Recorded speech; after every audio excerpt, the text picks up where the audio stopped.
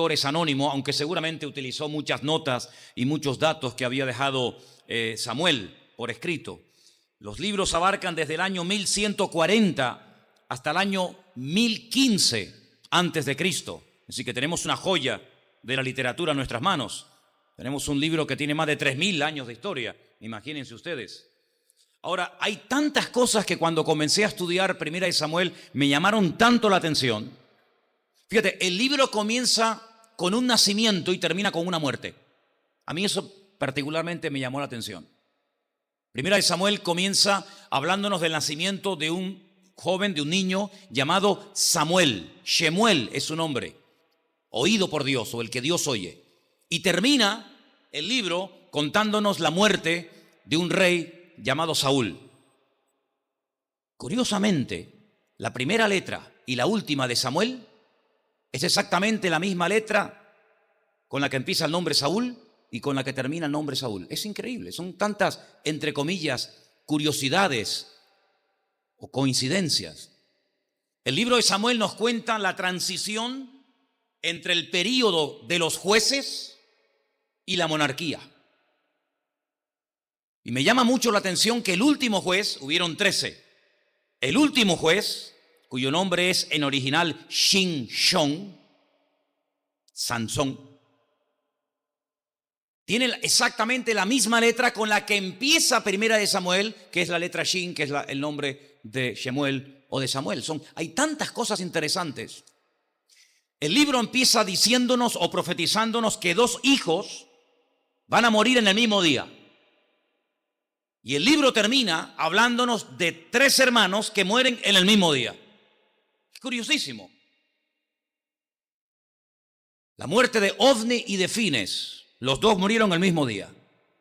Y al final del libro, en el capítulo 30 de Primera de Samuel, hay 3 hermanos que se llaman Jonatán, Abinadab y Malquisúa, que mueren el mismo día. Son los hijos del rey Saúl. Jonatán significa Dios ha dado. Abinadab significa mi padre es generoso. Y Malquisúa significa el rey es salvador. Fíjense los nombres de los hijos de Saúl. Qué diferente el significado a los nombres de los hijos de Elí, cuyos nombres no tienen absolutamente nada que ver con la Biblia, con la palabra del Señor. El libro de Primera de Samuel es un libro muy, muy interesante porque nos habla de cambios. Vemos a un hombre que va de menos a más y vemos a otro hombre que va de más a menos. ¿Y tú? ¿Tú has ido de menos a más en estos años? ¿O has ido de más a menos? Una vez le dije a un hombre, ¿quién te ha visto y quién te ve? Con lo que amabas a Dios, con lo que estudiabas y predicabas su palabra, y ahora eres como una vela que se ha ido apagando lentamente, lentamente, y ni siquiera ya te queda la ceniza de la gloria o del fuego que un día ardió en el altar de tu corazón. Samuel fue un hombre que se crió, como vimos el jueves, en un ambiente terrible, terrible. Yo creo que ninguno de nosotros nos atreveríamos a dejar a nuestros hijos en semejante ambiente. Ponte tú en el lugar de Ana. Le había hecho una promesa al Señor. Era una mujer estéril. Durante años no había podido tener hijos. Pero dice la palabra que le prometió al Señor, le hizo un voto al Señor y le dijo, si tú me visitas y yo tengo el gozo de poder tener un hijo, de ser madre, yo lo consagraré a ti todos los días de su vida. Estoy dispuesto a renunciar a él. Estoy dispuesto a dártelo para que sea tu siervo el día de mañana. Y así fue. Dice la Biblia que tan pronto el niño fue destetado, no sé a qué edad se puede terminar de destetar a un niño, pero en aquellos tiempos hasta los 12 y 13 años los niños todavía estaban enganchados a las tetas de su madre. Pues dice la Biblia que tan pronto fue destetado, lo llevó, no al templo porque no existía templo, pero sí había una carpa, una especie de tabernáculo que se había puesto en Silo, y dice que allí lo entregó para que el sacerdote Elí le enseñara y le ministrara, y cada año su madre viajaba con ropa nueva, porque lógicamente el niño crecía. Dice que era el tiempo en el que la madre Ana veía a su hijo y hasta el año siguiente no volvía a verlo. Y vemos que no lo dejó en un ambiente de espiritualidad, de amor a Dios, de oración. No, todo lo contrario. Los hijos del sacerdote Elí eran hombres perversos. Dice que llegaron a tener relaciones sexuales con mujeres dentro del mismo lugar de culto, allí mismo, delante de todo el mundo. Dice, grande era el pecado de los hijos de Elí. Y allí se crió Samuel. Pero vimos esta semana, el día jueves, algo increíble. Cómo en un ambiente horrible, en un ambiente de inmoralidad sexual, en un ambiente de pecado, de desorden, de rebeldía, nace un muchacho que marca una diferencia durante 40 años de la historia del pueblo de Israel. Y curiosamente, vemos que de un ambiente malo sale una bendición de hombre como fue Samuel. Y luego vemos que en la vida de Samuel, en un hogar donde se oraba, donde la palabra de Dios era la base, donde era un hombre ejemplar, salen hijos que son un auténtico desastre. Y uno se da cuenta de que sí, el ambiente pues ejerce una influencia tremenda en la vida de los hombres, pero en el fondo los hijos, tarde o temprano, por muy malo que haya sido el ambiente en el que se hayan criado, o muy bueno y santo, tarde o temprano toman su camino y toman sus propias decisiones. Y eso lo podemos ver clarísimamente en el libro sobre todo de Primera de Samuel. Ya sé que hay un personaje que al fin y al cabo después es el que destaca y marca una diferencia, que es David, pero en esta tarde no quiero hablar de él. Pero fijaros qué interesante, hermanos. Estuve pensando, ¿qué diferencias hay entre Samuel y Saúl? Los dos estaban ungidos, uno para ser rey, otro para ser un sacerdote o un profeta y siervo de Dios. ¿Qué diferencias hay entre uno y otro? Hay muchísimas. Voy a compartir con ustedes algunas. Quiero llevarles, por ejemplo, a 1 Samuel capítulo 3, del 19 al 20. Presten atención. 1 Samuel 3, del 19 al 20. Dice así la palabra. Samuel creció, el Señor estaba con él y no dejó caer a tierra ninguna de sus palabras. Evidentemente esto es una expresión, es un hebraísmo. La palabra de Dios no es que se caiga al suelo. Es una forma de dar a entender el valor que él le daba a la palabra. Dice, todo Israel, desde Dan hasta Beersheba, desde el norte hasta el sur, conoció que Samuel era un fiel profeta del Señor. ¿Cuántos dicen amén? Así era este muchacho. Así era Samuel. Crecía, pero no solamente crecía por fuera. Ya vemos que su madre le llevaba una túnica cada año, pero también crecía internamente. Su relación con Dios, su espiritualidad. Crecía por fuera y crecía por dentro. Lo mismo cuentan los evangelios de Cristo también, ¿verdad? Fue una persona fiel que no dejaba caer a tierra ni una sola palabra del Señor. Así era él. Veamos cómo era Saúl. Vamos a 1 Samuel, capítulo 15, versículos del 10 en adelante. Podríamos leer todo el capítulo, pero vamos a cortar un poco la lectura. 1 Samuel, capítulo 15, 10 y 11. Vino palabra de Dios a Samuel diciendo, escucha esto, 1 Samuel 15, 11.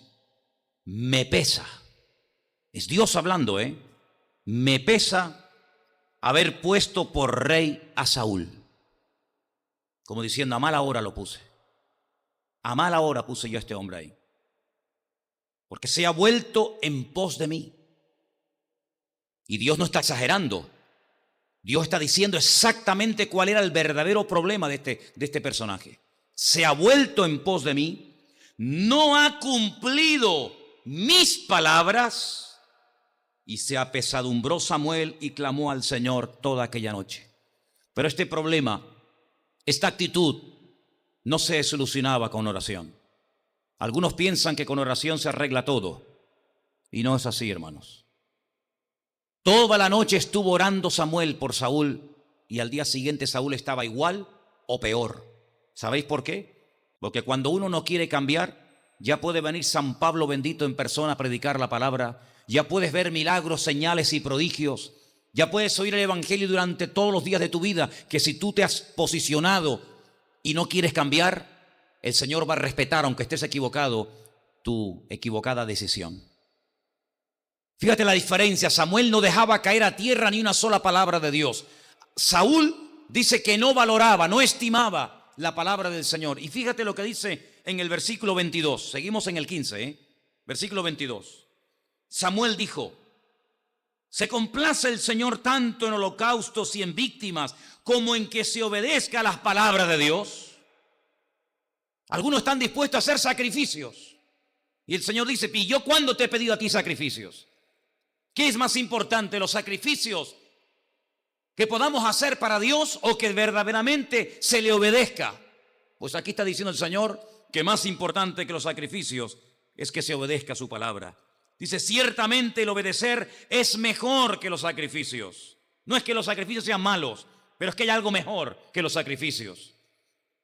El Señor quiere que se le preste atención. Dice que eso es más importante que la grosura de los carneros.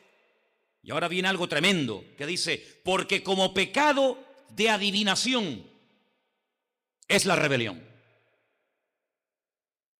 Como pecado de adivinación, como entrar en contacto con los espíritus malignos, intentando adivinar o pronosticar más bien el futuro. Así es la rebelión, porque la rebelión es manipulación, es querer manipular las cosas, es tergiversar las cosas. Siempre hay un culpable, tú nunca, tú no. Siempre es la mujer, o el marido, o el pastor, o el diablo, o Dios, o el gobierno, pero tú nunca.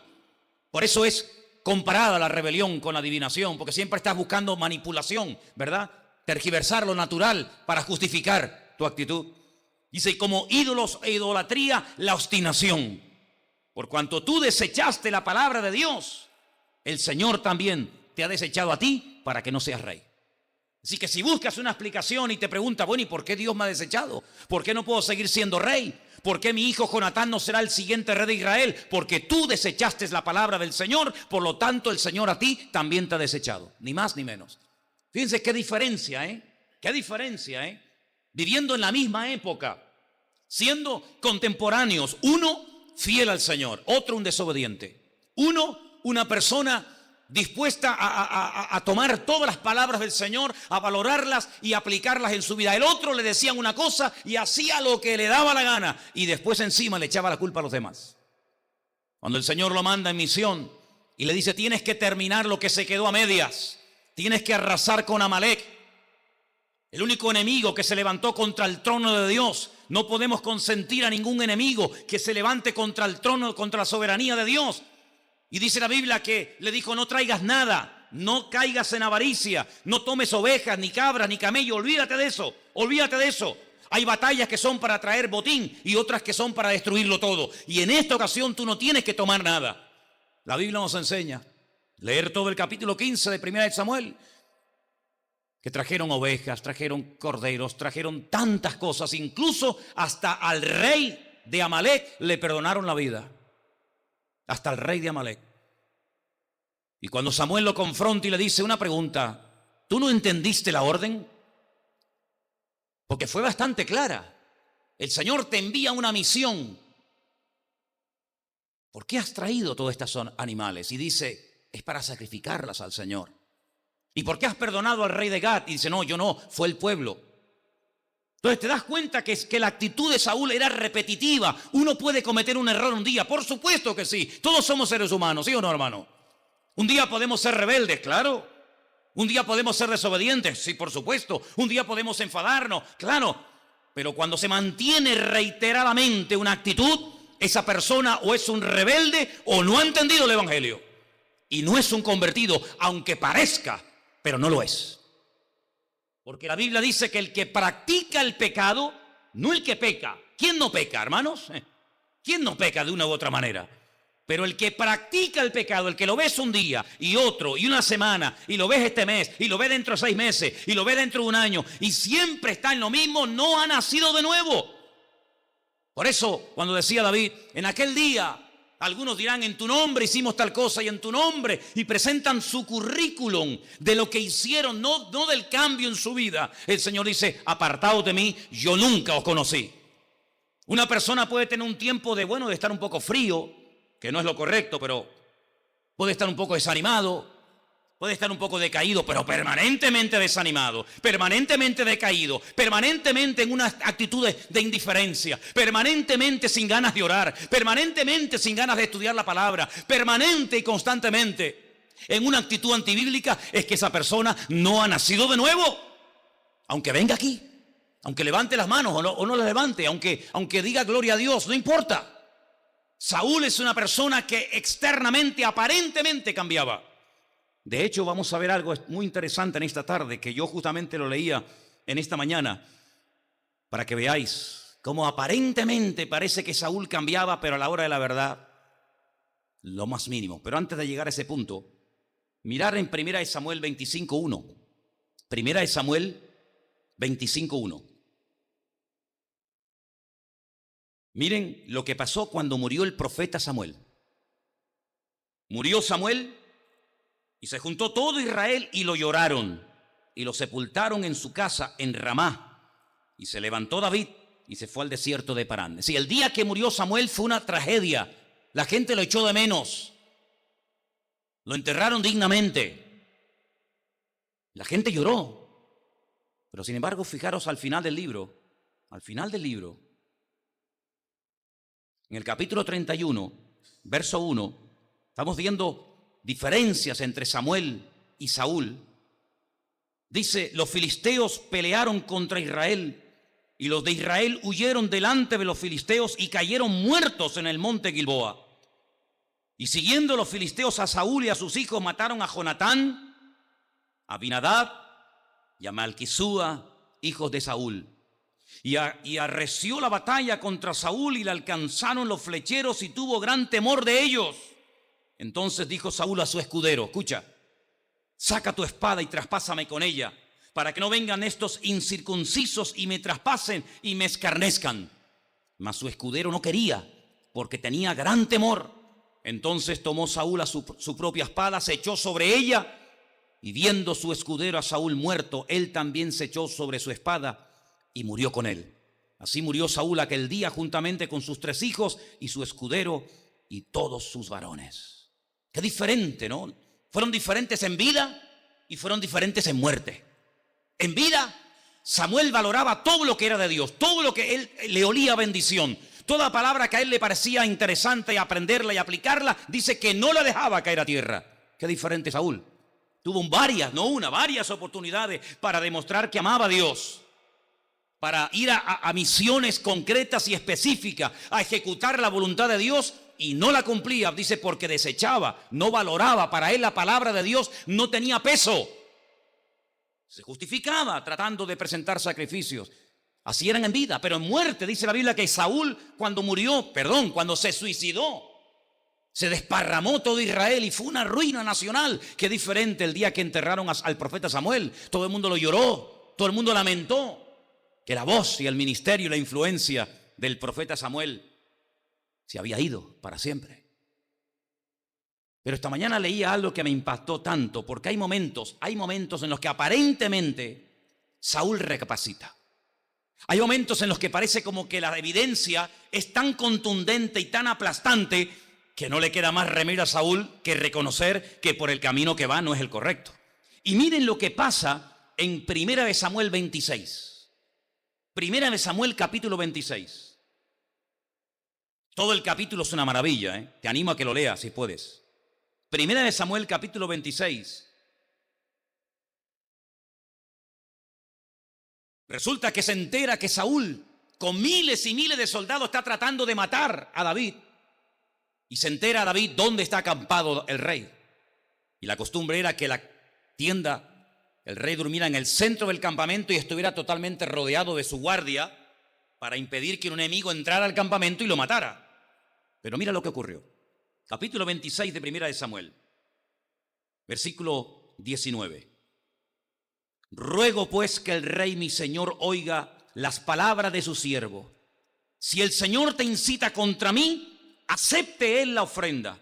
Mas si fueren hijos de hombres, malditos sean ellos en presencia del Señor, porque me han arrojado hoy para que no tenga parte en la heredad del Señor, diciendo, ve y sirve a dioses ajenos. David se mete por el campamento, llega hasta la misma tienda de campaña donde el rey Saúl está, le quita la lanza. Uno de los que le acompañan le dice, Dios te lo ha puesto delante de ti, levántate contra él y mátalo.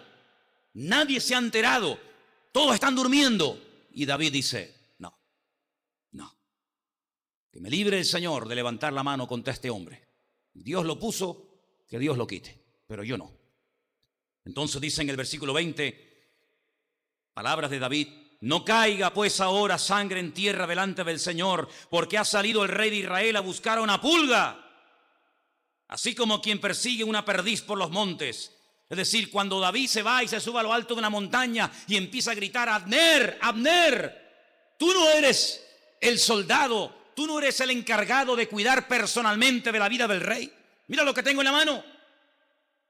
La lanza del rey, lo podía haber clavado allí mismo, lo podía haber matado. Has sido un negligente, te has quedado dormido, no has cumplido con tu deber, con tu obligación.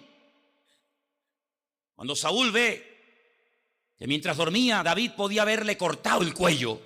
Mira lo que dice, versículo 21. Entonces dijo Saúl, he pecado.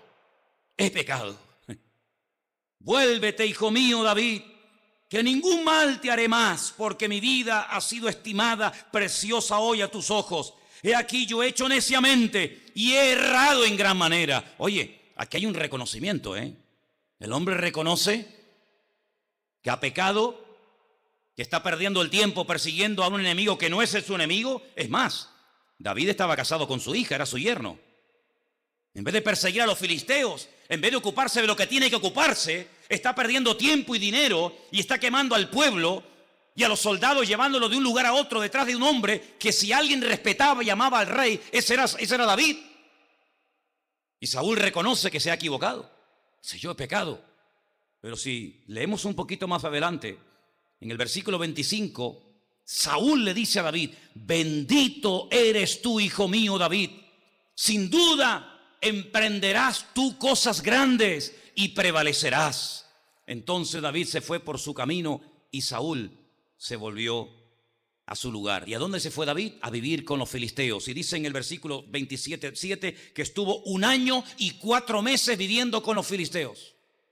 Le ofrecía más seguridad y más paz vivir con el enemigo que vivir con su suegro, con el rey Saúl en Israel. Pero esta no es la primera vez que Saúl dice, ay, perdóname, me equivoqué. Tú me podías haber cortado la cabeza, tú me podías haber matado y reconozco que me equivoqué. No, pero es que hay más. No es la primera vez. Por eso, la segunda vez es más fácil pecar que la primera. Cuando tú caes en un pecado, cuando tú traspasas una línea, la segunda vez es más fácil. Y la tercera ni te cuento, ya la cuarta te acostumbras. La difícil es la primera vez. El temor, lo hago, no lo hago, me ven, no lo ven, me pilla, no me pilla, y que verá, dice Dios, y estoy nervioso, pero cuando cruzas esa línea, ya te acostumbras, te arrepientes el viernes y pecas otra vez al día siguiente. Eso es así. Un día estaba Saúl solo en una cueva. Dice en la Reina Valera, en la versión así nuestra, cubriéndose sus pies. Eso es un hebraísmo. Estaba haciendo sus necesidades.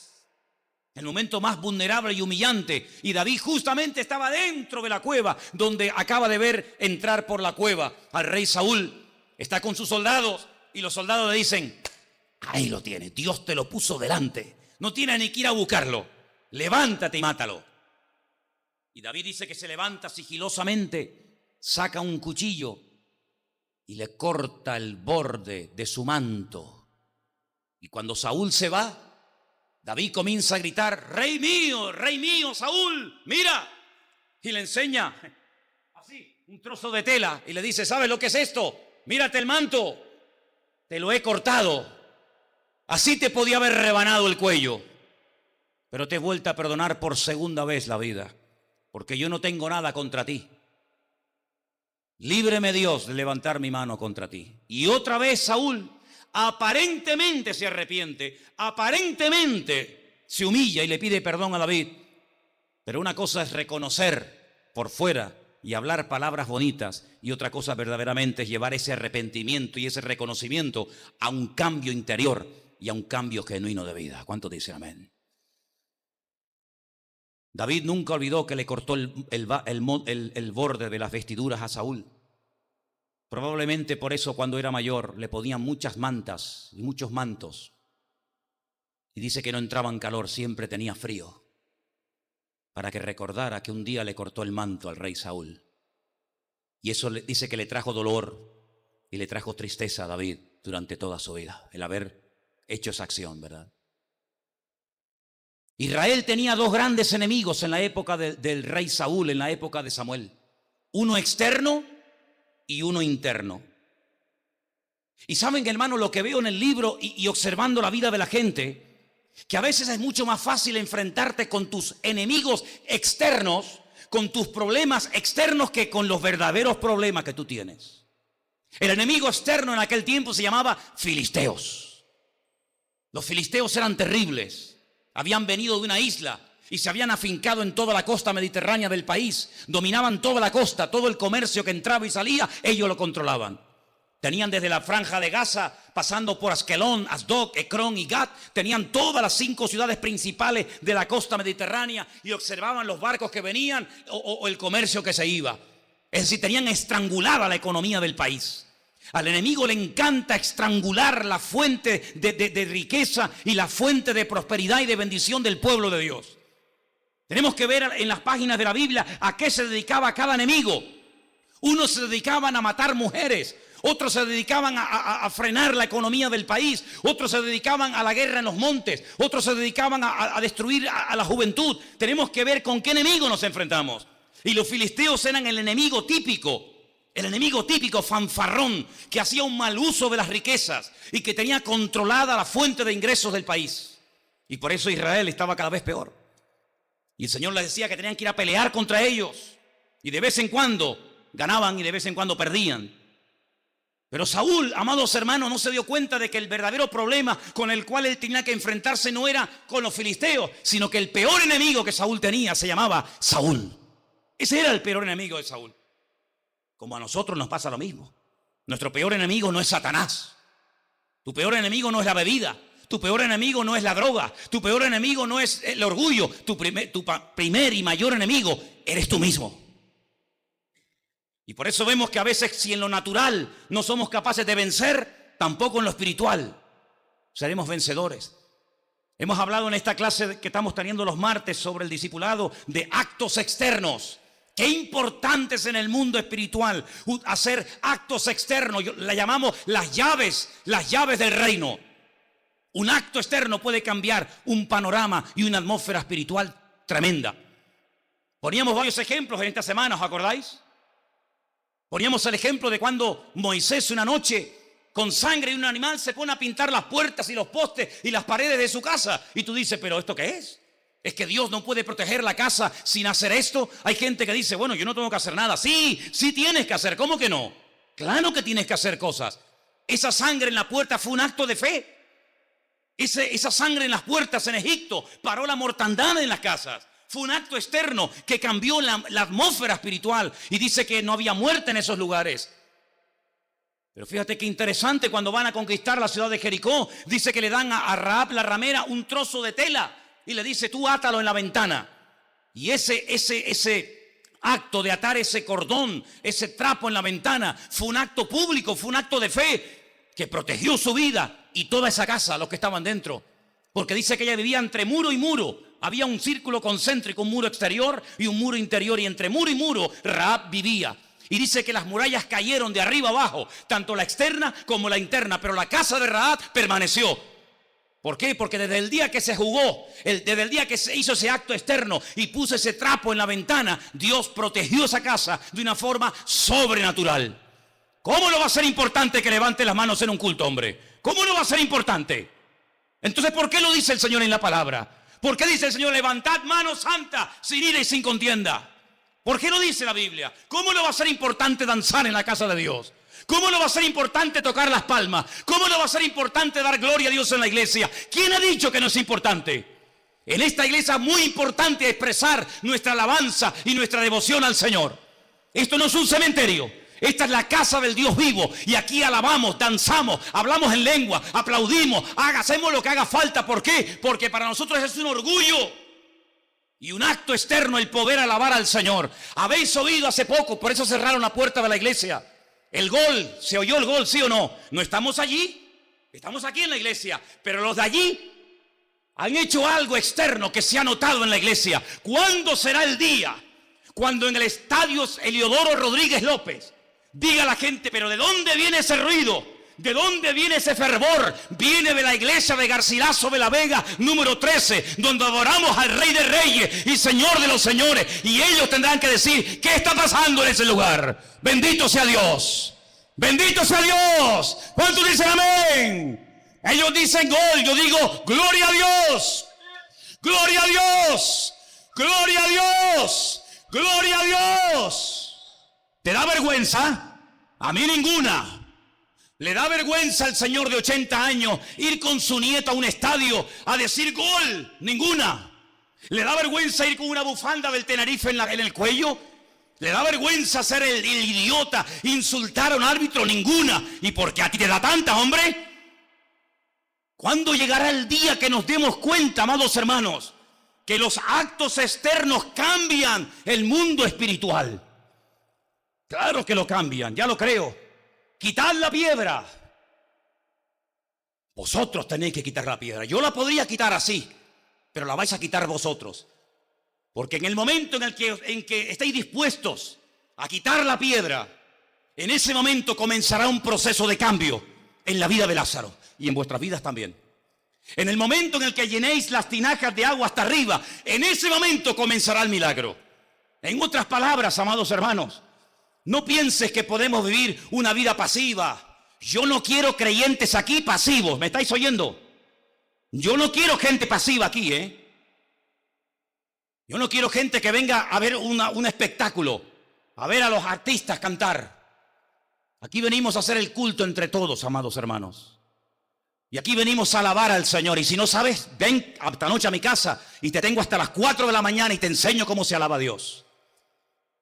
Y si no sabes, pregunta, infórmate, asesórate, estudia, indaga. Rómpete delante de la presencia del Señor, hermano. Rómpanse delante de la presencia del Señor. Eso es lo que le dijo el pueblo. Eso es lo que le enseñó David al pueblo. Hermanos, que estamos trayendo el arca de la alianza. ¿Qué era el arca de la alianza? Bueno, era un mueble de madera de acacia, forrada de oro por dentro y por fuera. Las medidas exactas las tenéis allí. Si después queréis darle un vistazo, así eran. Un mueble. Pero un momento, un mueble que representaba mucho. Y en el libro de Samuel, David cuando sube al trono, lo primero que pregunta es, ¿dónde está el arca de la alianza del Señor? Y le dicen, ¿dónde está? Pues hace 40 años que no sabemos nada de ella. Así nos va. Así nos va. Guerras perdidas. El pueblo en la ruina total, la gente amargada, frustrada, entristecida, van a la guerra con miedo, prefieren irse a vivir a una cueva llamada la famosa cueva de Adulán que ir a la guerra con el rey Saúl. Claro, si es que nos hemos acostumbrado a vivir en la religión, como decía David esta tarde, nos hemos acostumbrado a vivir en la rutina, en la monotonía, pero no hay presencia de Dios, no hay gloria en tu vida, hermano, hay gloria en tu vida, hermana. Hay gloria en tu familia, hermano. Hay gloria en los cultos. Vamos a ver. ¿Dónde está el arca del Señor? Dice, no, está en la casa de un tal Obed Edom. Traedme el arca. Sí, ya sé que la forma no fue la correcta. Ya sé también que las formas a veces que utilizaba Jacob no eran las correctas. Pero en el fondo, Jacob amaba al Señor, Jacob amaba al Señor. Tenía que aprender a hacerlo bien. Pero era tanto el deseo, era tanto el amor que tenía por el Señor. Y yo prefiero gente que se equivoque por querer amar y servir al Señor, que gente que guarde la compostura, que no se equivocan nunca, pero están muertos como palos. Y el arca de la alianza la trajo a Jerusalén. Y toda la ciudad comenzó a danzar. Nunca danzaron durante los 40 años del rey Saúl. Nunca. ¿Cómo van a danzar si no les enseñó nadie? Pues si Saúl está muerto. ¿Qué transmite un líder muerto? ¿Muerte? ¿Qué transmite una persona que no tiene comunión con Dios? Muerte. No puede transmitir otra cosa. ¿Qué va a transmitir Saúl? La gloria de Dios, pero si no la tiene. Si uno de los versículos más tristes de la Biblia, ¿sabéis lo que dice? Y la gloria del Señor o el Espíritu del Señor se apartó de Saúl y él no se dio cuenta. Ah, que si tú pierdes el coche esta noche te vuelves loco. Imagínate, sales a la calle, te vas a donde dejaste ese coche y no lo encuentras. ¿Qué harías? Ah, no pasa nada. Nos vamos caminando a casa. Eso no te lo crees ni tú. O llegas esta noche a casa y te encuentras que la casa está saqueada, la han robado, la nevera, el televisor, el lavavajilla, el microondas, la silla, las mesas. ¿Te vuelves loco? Pues ¿cómo Saúl se acostumbró a vivir sin la presencia del Señor? Es que a todo se acostumbra uno en la vida, hermano. A todo se acostumbra uno. A vivir en la carne. Los corintios vivían en la carne, para ellos era normal vivir en la carne. Pablo decía, carnales, niños en Cristo, que no habéis crecido, que no habéis madurado. Si Pablo no se lo dice a ellos, ni se dan cuenta. El Señor entró en el templo de Jerusalén y dice, me habéis convertido mi casa de oración, me la habéis convertido en una cueva de ladrones. Y allí estaba Anás, allí estaba Caifás, allí estaba toda la curia, allí estaban todos los religiosos y nadie se sentía mal. Venga oveja, y venga camello, y venga bueyes, y venga animales. Y el Señor llega y nada más entrar dice, esto es una cueva de ladrones. Sin embargo, ellos se acostumbraron a vivir, pues eso, en una cueva de ladrones, creyendo que incluso de esa forma adoraban al Señor. No había alabanza, no había adoración. ¿A dónde se iban los que verdaderamente amaban al Señor? Leer la historia. ¿A dónde se iban? A Qumran, al desierto de Judea. Allí se metían en cuevas. Dice que los llamaron los esenios. Allí se metían en las cuevas. Allí comenzaron a escribir la palabra, a orar, a ayunar, a buscar al Señor. ¿A Jerusalén para qué? Si allí no hay nada, está muerto. ¿A dónde se iba la gente enferma y necesitada en los tiempos de Jesús que vivían en Jerusalén? ¿A dónde se iban? ¿A dónde? Lo normal hubiera sido ir al templo, ¿sí o no? No iba nadie. No iba nadie. ¿A dónde se iban los enfermos? Los cojos, los ciegos, los mudos, los paralíticos. ¿A dónde se iban? A un estanque. ¿Cuál? El de Betesda. ¿Y por qué se iban a un estanque? Si Dios dice que vivía en el templo, no en un estanque, no. Pero es que la gente decía, oye, que alguien me contó que un ángel de vez en cuando baja, mueve el agua y el primero que se mete, el segundo ya no. Fíjate tú qué discriminación. El primero que se mete queda sanado. Y allí se iban multitudes, cojos, paralíticos. Allí se iban a esperar nada. Y eso es lo que pasa hoy en día. Cuando la iglesia verdadera, cuando los hijos de Dios no le ofrecen al mundo un Cristo vivo, glorioso, resucitado. ¿A dónde se va la gente? Al curandero, al mago, al astrólogo, al adivino, al parapsicólogo, al santero, al que le tira las cartas, le lee las manos, al horóscopo. ¿Por qué? Porque el ser humano está buscando y donde él cree que puede encontrar solución a sus problemas, allí se va. Y por eso tuvo que ir Cristo al estanque de Betesda. Pero mira qué curioso. Cuando llega al templo y lo limpia, ¿sí o no? ¿Os acordáis? Entró al templo de Dios, echó fuera a todos los golfos y sinvergüenzas que habían convertido la casa de Dios en un lugar de comercio. Ay, si el Señor bajara otra vez y empezara a sacar de los templos y empezara a sacar de tantas actividades y cosas que se hacen supuestamente en su nombre.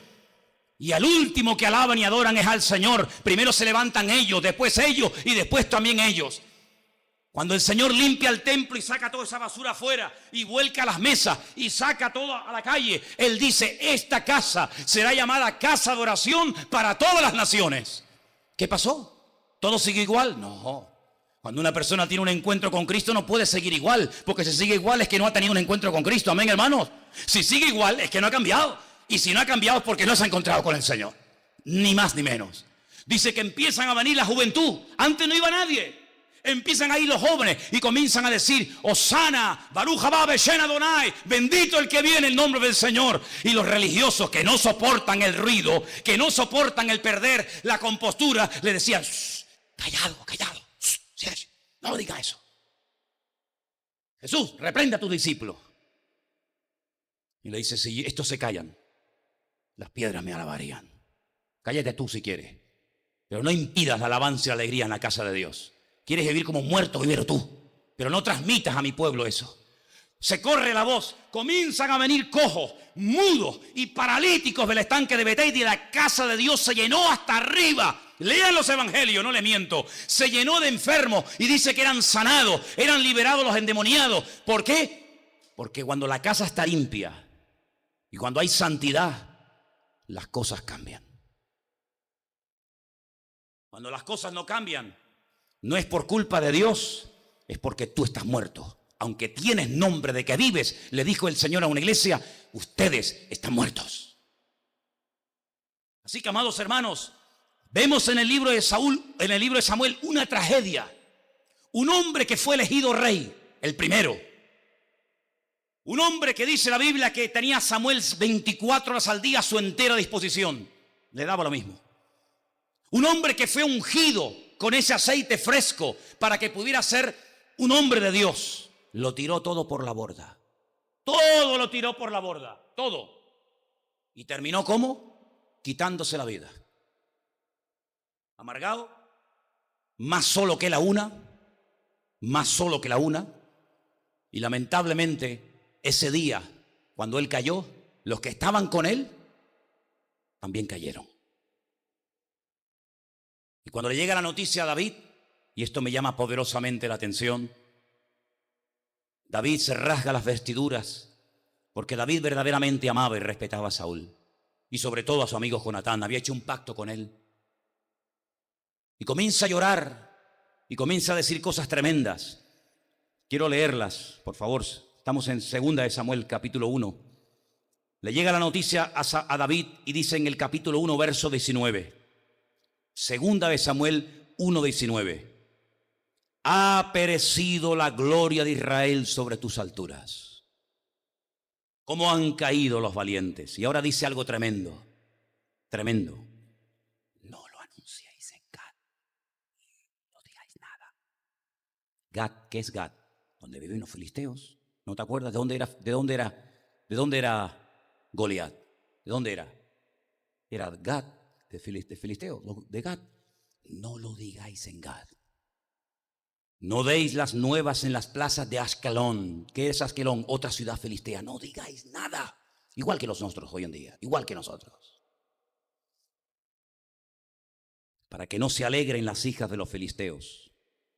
Para que no salten de gozo las hijas de los incircuncisos. Esto no se puede contar. Esto no es bueno que se diga.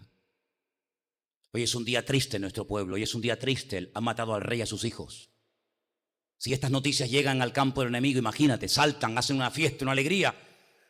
Como cuando un palestino mata a tiros o a puñaladas a un judío, pues a los niños le dan caramelos y saltan de alegría y hacen una fiesta por la calle. Igual, exactamente igual. Montes de Gilboa, ni rocío ni lluvia caiga sobre vosotros, ni seáis tierra de ofrendas. Si queréis un día os lo enseño. Si queréis un día os lo muestro. Te llevo al monte Gilboa y vas a ver un monte precioso. Pero hay un trozo del monte pelado, seco, como si le hubieran echado lejía, para que me entiendas. No crece la hierba. Han plantado, pero no crece. Han plantado árboles, se secan y se mueren. Comenzaron a estudiar y dijeron, ¿por qué en este trocito del monte Gilboa no crece ni la hierba? Porque allí fue donde cayó la sangre de Saúl y de sus 3 hijos, Jonatán, Abinadab y Malquisúa. Y allí fue donde David dijo, ni el rocío ni la lluvia caiga sobre este monte. ¿Qué te parece? Le trajo una tristeza tan grande al corazón de David ver que el hombre que lo tuvo todo y lo perdió todo. Si alguien en esta vida podía haber llegado a ser un hombre influyente, importante, usado para la gloria de Dios, ese fue Saúl. Pero no quiso. Jugueteó con el pecado. Parece que se arrepentía, parece que cambiaba, pero en el fondo, Saúl desde el primer día hasta el último fue un rebelde y fue un desobediente. Tuvo la oportunidad de cambiar, pero no quiso cambiar. Porque ¿sabes quién es la persona que no cambia? El que no quiere cambiar. Yo te pregunto a ti, ¿tú quieres cambiar? Te miro a la cara, yo miro a los ojos, a la gente yo siempre la miro a la cara. ¿Tú quieres cambiar? ¿Cambiar de qué? ¿Quieres cambiar? ¿Quieres ser un cristiano espiritual sirviendo al Señor? Nada materialista, nada egoísta, nada celoso, nada orgulloso. ¿Quieres sí o no? Tú verás, porque si no quieres aquí, no sé qué haces aquí. Aquí se viene a cambiar, amén, hermanos. Aquí se viene a cambiar. Aquí entramos de una manera y queremos salir de otra. Aquí venimos a que Dios trabaje con nuestra vida, nos forme, nos forje. Ya lo he dicho 1000 veces, en esta calle hay 2 cosas muy importantes. Una guardería de niños en la esquina que se llama Heidi. Mira que le hago por publicidad a la guardería esta, ¿eh? Y una iglesia aquí en el centro. Los niños allí a la esquina. Los que quieren cambiar aquí. Y los que quieren perder el tiempo aquí al lado al bar, a perder el tiempo. Tú decides dónde vas a ir. Amados, Dios le dio al hombre un regalo precioso que se llama libre albedrío. Y con el libre albedrío decidimos qué tipo de vida vamos a vivir. Cuando no reconocemos el potencial interior que tenemos, desperdiciamos nuestra vida por caminos equivocados. Pero cuando llega un momento en el que en una iglesia como esta o en cualquier otra te confrontan, te hablan de la palabra y te dicen, tú si quieres puedes cambiar, no por ti mismo, sino con el poder de Dios, porque Dios te ha dado la capacidad, porque su Espíritu Santo es todopoderoso, porque la palabra es viva y eficaz, etcétera, etcétera. Tú ahora puedes decidir qué tipo de vida vas a vivir. Hombres en la iglesia, casados, ¿cómo queréis que sean vuestros hogares?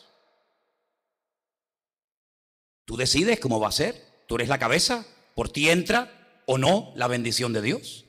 ¿Tú quieres que tu mujer sea espiritual? Sé tú primero espiritual. ¿Tú quieres que tus hijos amen a Dios? Ámalo tú primero. ¿Tú quieres abrir la puerta y encontrarte a tus hijos leyendo la Biblia? Léela tú primero. ¿Tú quieres ver que tu hogar es un lugar de paz y de bendición? Pues siembra primero. Y el que siembra tarde o temprano siempre segará. Bendito sea Dios. Aunque parezca que el enemigo, olvídate de eso. Instruye al niño en su camino y aun cuando fuere viejo, no se apartará de ese camino. Esa es la paz y la tranquilidad que tenemos los padres. Pueden rebelarse, pueden marcharse, pueden insultar, pueden hacer lo que quieran. Tú haz tu parte.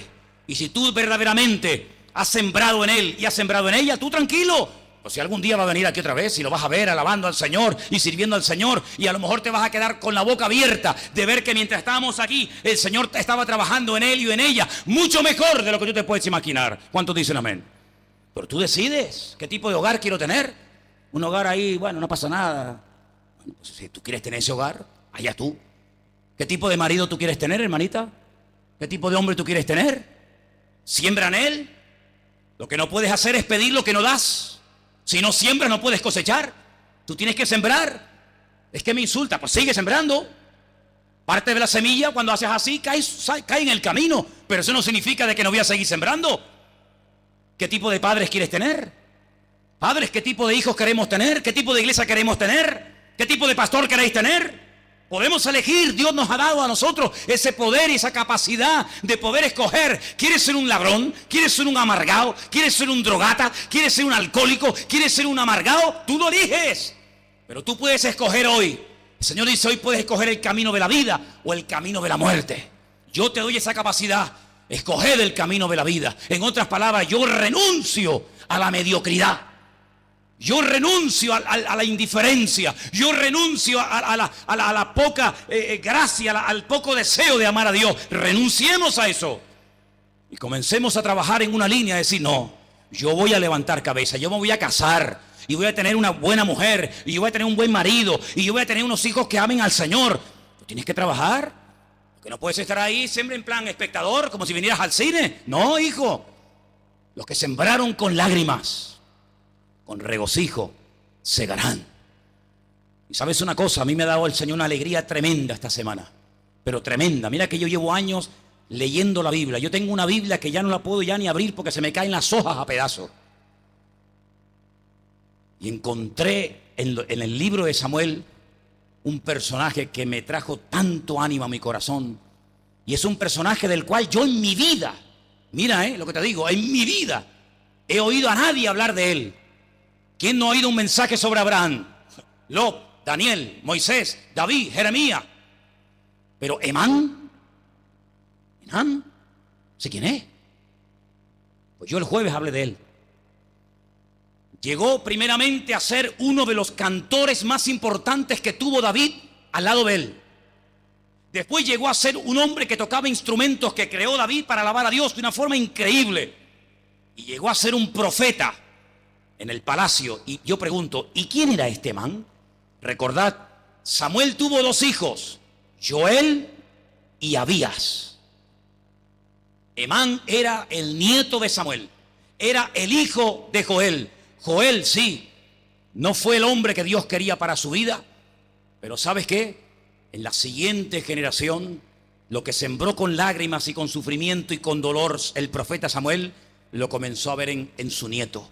Y su nieto llegó a ser una de las personas más importantes. Era el encargado de toda la alabanza, de toda la adoración. Y dice que después, cuando Salomón construye el templo, le dice: tú, que eras fiel al Señor, alabándole con una arpa y alabándole en una carpa ahí en el desierto, tú que has sido fiel en lo poco, yo te pondré sobre lo mucho. Y dice que fue el encargado de la alabanza y de la adoración en el templo que Salomón construyó. ¿Qué te parece? Así que no estamos perdiendo el tiempo cuando ustedes oran, cuando ustedes leen la palabra, cuando ustedes se congregan. No estáis perdiendo el tiempo, estáis sembrando. ¿Para qué? Para que podáis ver resultados en vuestra vida. Porque Dios quiere que vivamos en paz, en victoria, con gozo, con pasión por las almas perdidas, no muertos sino vivos, pero no de nombre sino de verdad. Pero todo eso lleva un tiempo. Pues la pregunta es, ¿estamos dispuestos?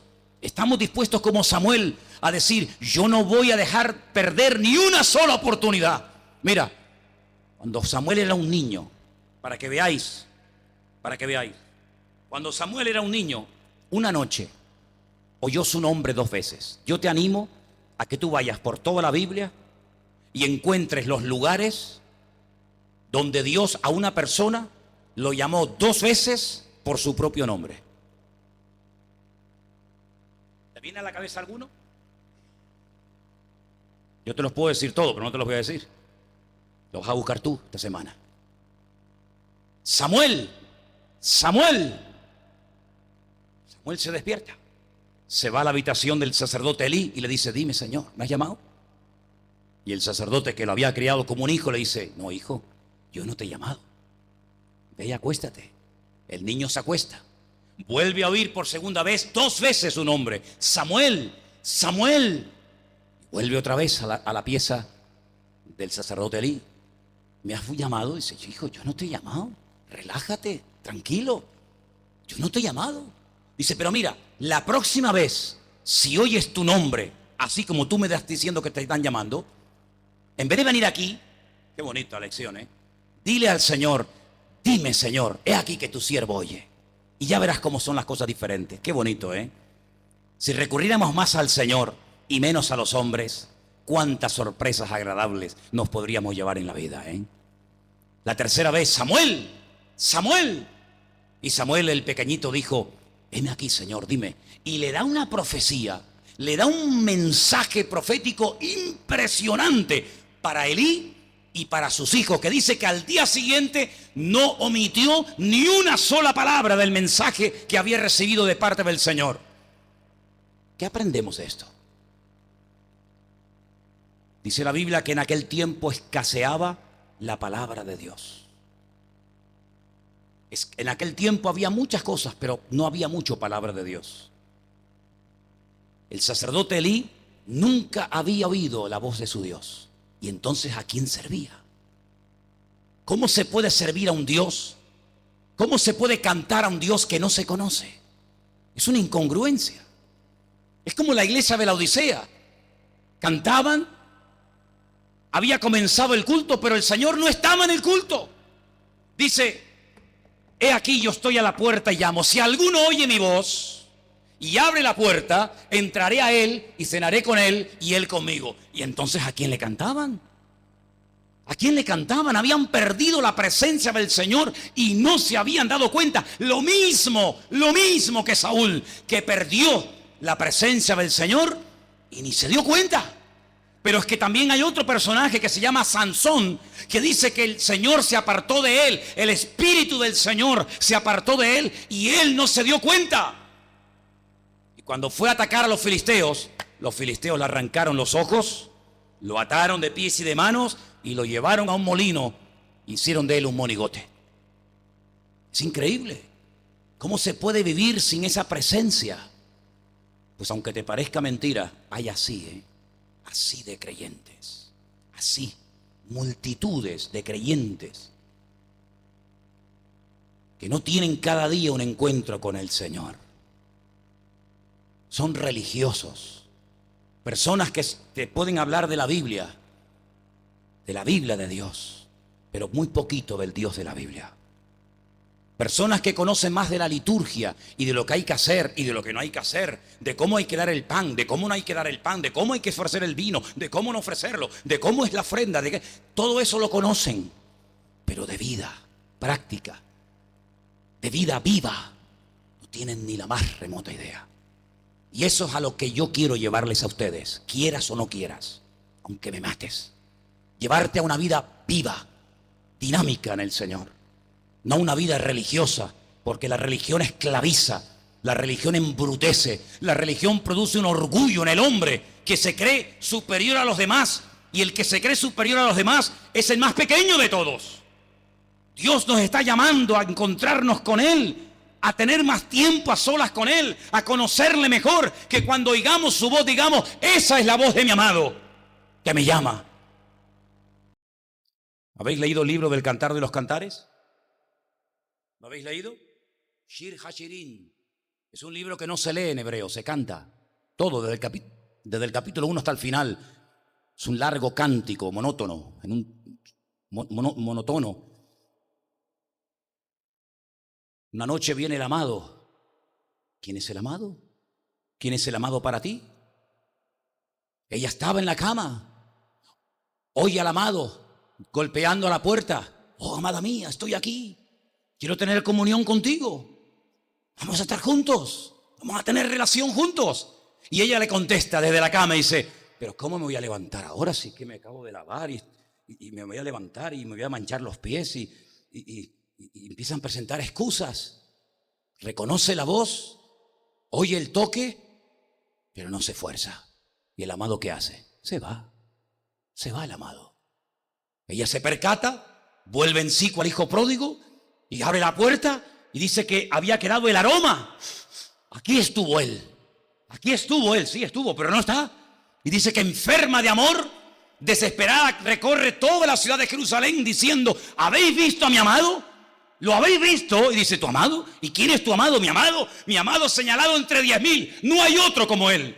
Y lo describe desde la coronilla hasta la planta de los pies. Y hasta que no lo encuentra, no para. Y eso es lo que tú tienes que hacer. Eso es lo que tenemos que hacer diariamente todos y cada uno de nosotros. Pelear.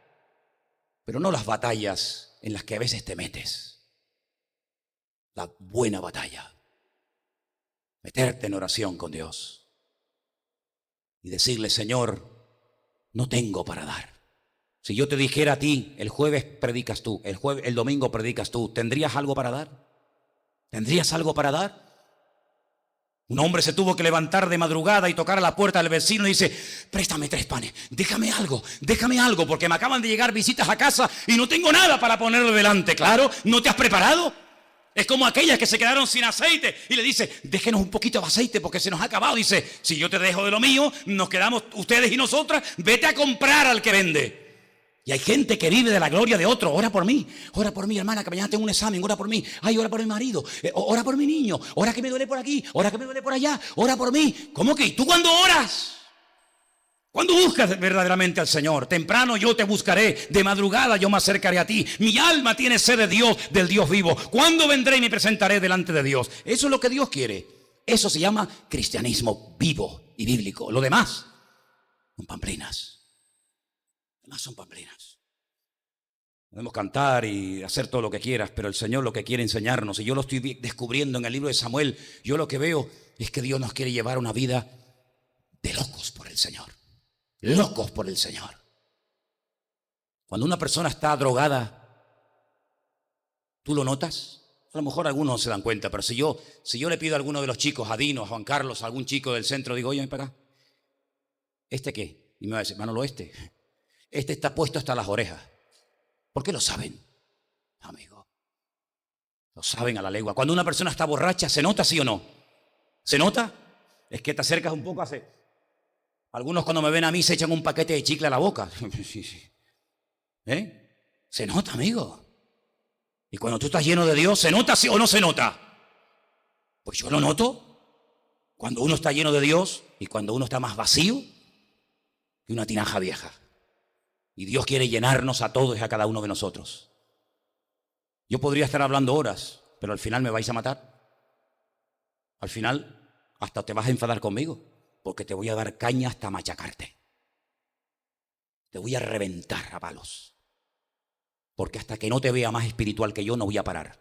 Te voy a hacer insoportable cada culto. Te voy a estar vigilando de noche y de día. Voy a ser la gotera continua en tu vida. Y te quiero ver orando, y te quiero ver predicando, y te quiero ver sirviendo a Dios. Y no voy a parar, te voy a reventar a WhatsApp todos los días. Porque con 54 años que tengo no puedo ya perder más tiempo en tonterías.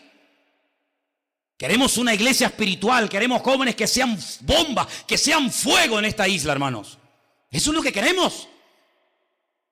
Salieron de Irak, llegaron a Siria, bajaron a Egipto, llegaron a Túnez, están a punto de entrar en Argelia, y de Argelia a Marruecos, y de Marruecos a España. Y se vuelve a repetir la historia que ya ocurrió. Mientras los cristianos estaban peleándose entre ellos y discutiendo, los otros estaban avanzando. Y cuando se dieron cuenta, ¡fum!, se les metió encima y los tuvieron 800 años ahí metidos. ¿Qué te parece, amigo? Es tiempo de pelear la buena batalla, es tiempo de buscar a Dios. No hay tiempo que perder, hay que buscar de Dios. Mujer, dile, no te veo orar. No te veo orar nunca. ¡Ora! Es que déjame en paz. No te dejo en paz. Y si se enfada contigo por obligarle a orar, que se enfade. Que se enfade. Hija, ¿tú estás leyendo la Biblia, papá? ¿Otra vez lo mismo? Sí, otra vez lo mismo. Tú estás leyendo la Biblia, tú estás orando. Dale la tabarra a tus hijos, dale la tabarra a tu mujer, dale la paliza a tu marido. ¿No dice que lo amas? Pues el que amas te hará sufrir. ¿No dice la Biblia eso? Fieles son las heridas del que ama. Vigila de su vida.